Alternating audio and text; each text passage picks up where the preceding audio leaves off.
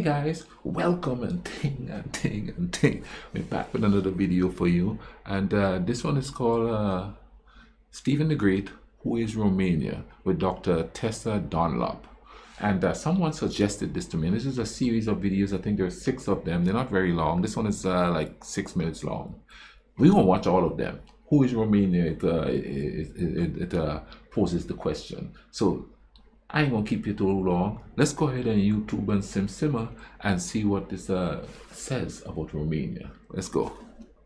Few people in Britain know that when Prince Charles frequently visits Transylvania, he often talks up his direct bloodline with Romania's most famous anti-hero. Yup, Prince Charles and his medieval ancestor, Vlad the Impaler, a sadistic prince thought to be the inspiration behind Bram Stoker's Count Dracula. Okay, now you see, she said a sadistic prince.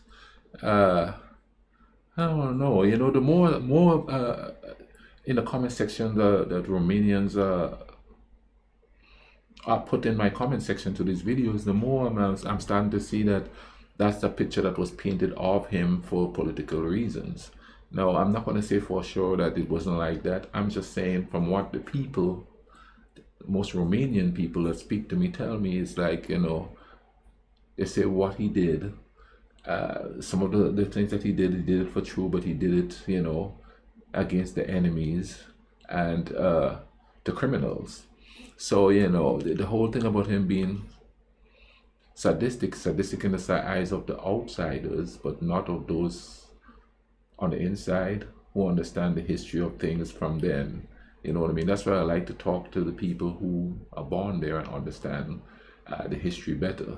Now, it also depends on what they're being taught about it too, you know what I mean? But I'm just saying, you know, keep saying sadistic this, sadistic that. It's kind of like for the longest while, everybody thought Napoleon was some short dude, you know, some little. And I used to think, you know, when they keep talking about a little man, I thought they were talking about he was like 4 feet 5 inches tall or something like that. Come to find he was average height for that period in time, you know what I mean? He wasn't like a little man, like they keep saying, you know what I mean? So it's just a matter of perception and who talks about the person at the time. She said sadistic from the jump. However, let's keep going and see what the vibe is here. Dracula. But Vlad had a cousin who was a far more impressive fighter and who left present-day Romania the most spectacular of gifts: Moldova's jaw-dropping painted monasteries. Ooh, yeah. Welcome to Who is Romania and the extraordinary story of Stephen the Great.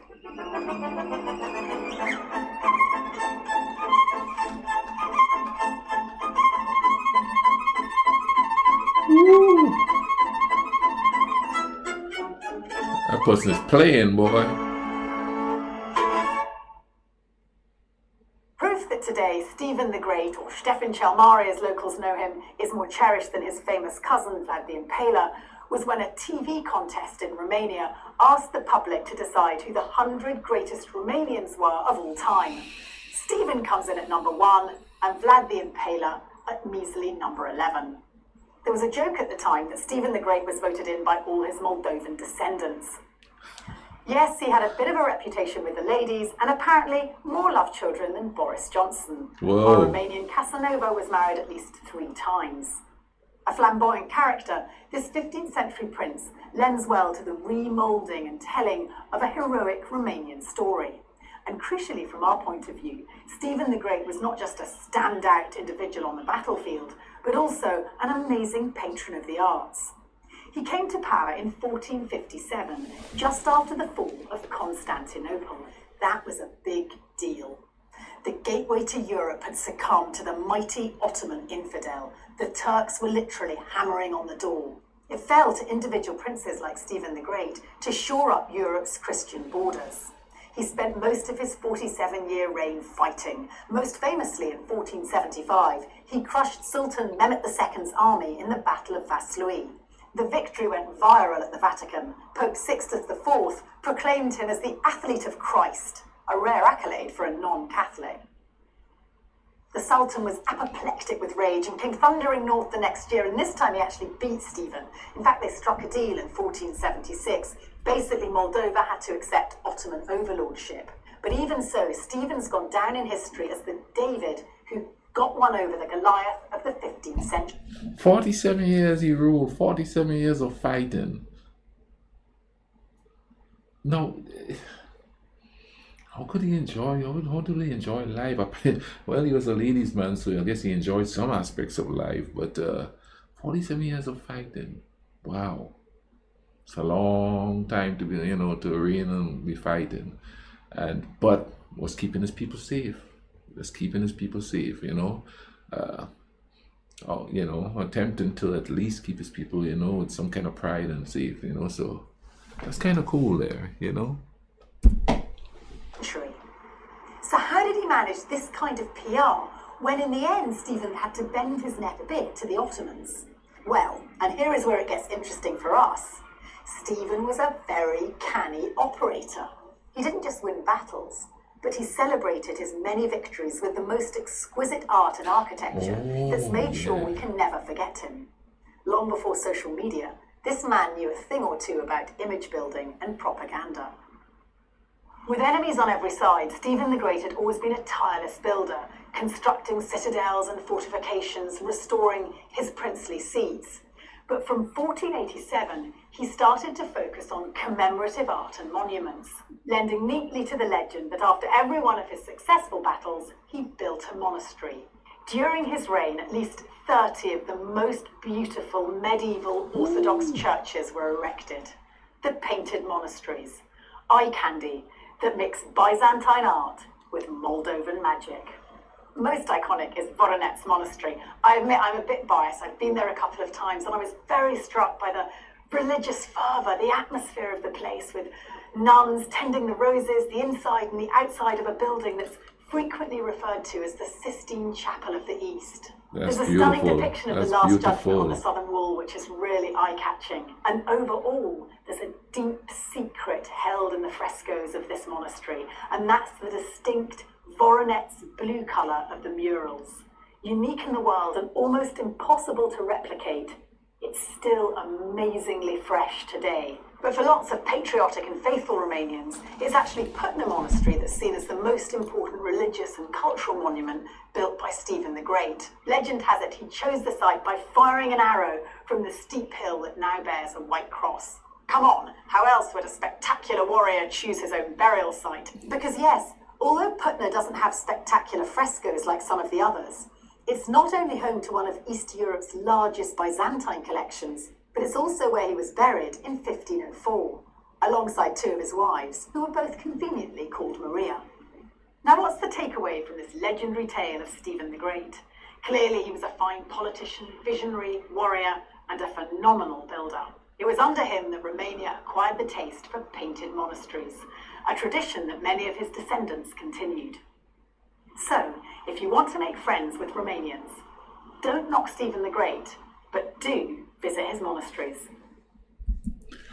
Okay, I'm gonna tell you straight up, I'm gonna enjoy this. I like how she narrates the stuff, you know what I mean? I like that.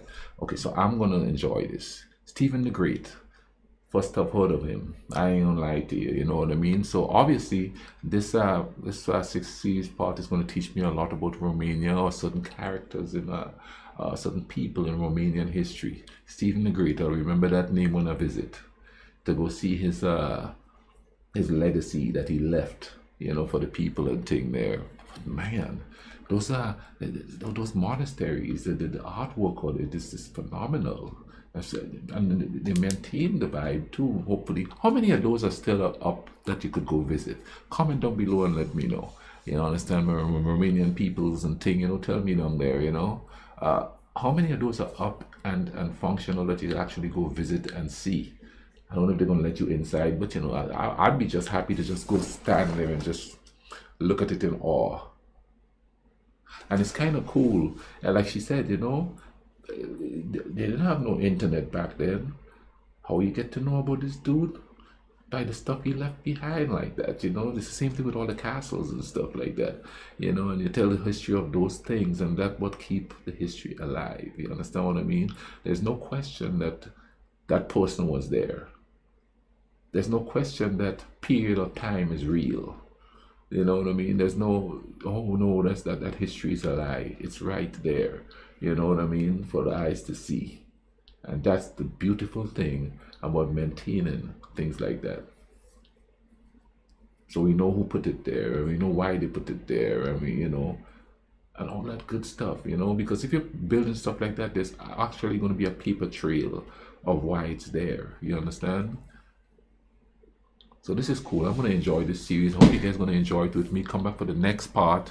I think I'm going to put up like 2 a week. So there's going to be 2. After this one, there's going to be one coming up pretty soon. You understand what I'm going to say? I'm going to leave a link in the description for this video, so y'all can go check it out. You know what I mean? And hey, whoever suggested this for me, thank you very much. I'm going to enjoy this. And I hope you guys enjoy it with me. Alright, I'm going to leave links to other videos up here that I've reacted to that's Romania. Also going to leave a playlist in the comment section there, so you can go check that out also. You understand what I'm saying? Thing? Share the video, like the video, vibe up with a brother, you know what I mean? Y'all take care of each other, alright? Cool runnings.